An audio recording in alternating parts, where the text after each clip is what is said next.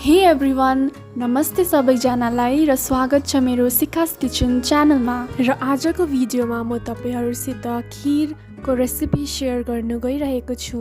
हजुरहरुको घरमा अवश्य नै खीर पाक्छ र सबैजनाको रेसिपी एउटै हुँदैन, तर मेरो रेसिपी चाहिँ यो प्रकारको छ। भिडियो छोटो छ, एन्डसम्म हेरिदिनु होला र हेरेर इन्जोय गर्नु होला।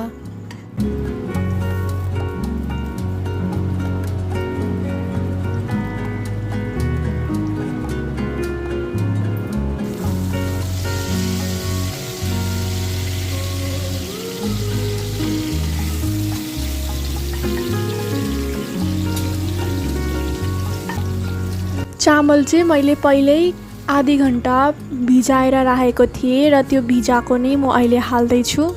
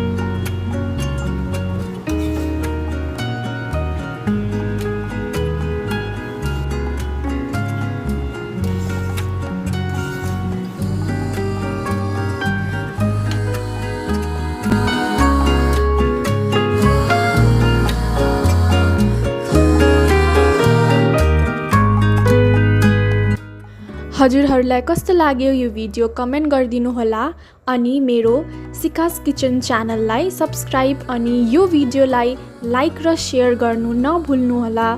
Thanks for watching. Bye by.